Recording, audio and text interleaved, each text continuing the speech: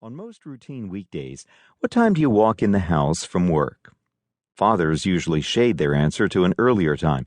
It is important to know who is available to do the bedtime duty, and sometimes a sleep solution is started only at a time when both parents are available.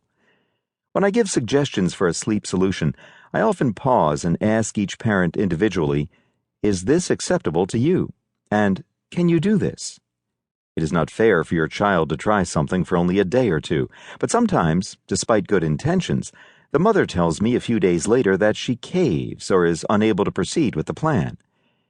It's important to be supportive and patient. Often a week or two later, the mother becomes desperate or the message finally sinks in.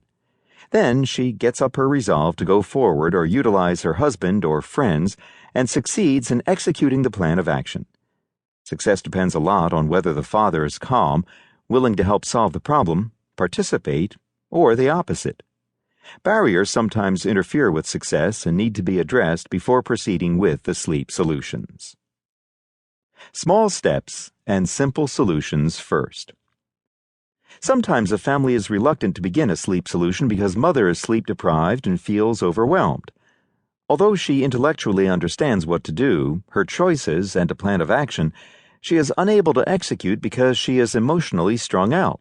She is fearful that there will be more stress from her baby's crying, and she cannot handle any more stress. She is at her limit. Or she is in a sleep-deprived fog and cannot really see a sleep solution. Then, the plan is to try to get father or others to take over, try to have mom take a break to recharge her battery. It's all right to take breaks when sleep solutions are not working. Waving the white flag is fine when parents get discouraged. They can retreat to swing sleep or naps in the stroller to regroup and get everyone better rested. Later, try again. It is smart for the family, not selfish for the mother. Being optimistic that dad can succeed helps motivate, but dad is not always available or willing. Under these circumstances, I often advise trying small, simple, and acceptable steps first, and later try to reach optimal sleep for the child. The simpler the solution, the more likely you will remember what to do and do it consistently. For example, a small step that is simple to remember might be a slightly earlier bedtime.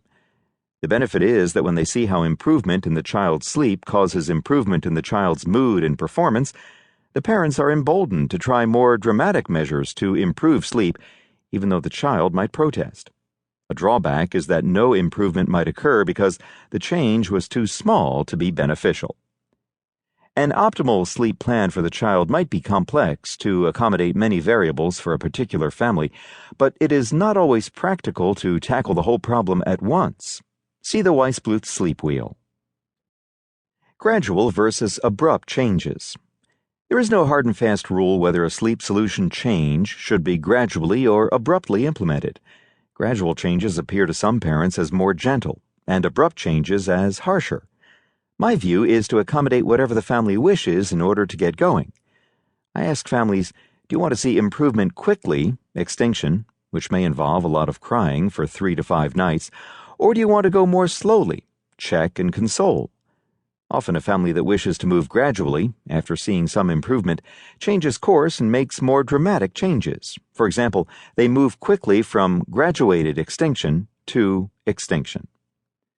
Sometimes it appears more practical to gradually make a change, such as when there is a nap transition from 2 naps to 1 nap, and the single morning nap is being pushed towards midday. It may not be fair to abruptly keep the child up, exhausted throughout the entire morning. Sometimes it appears more practical to abruptly make a change, such as when there is a short nap around 6 p.m. and a way too late bedtime, when in fact the so-called nap should really be the child's bedtime.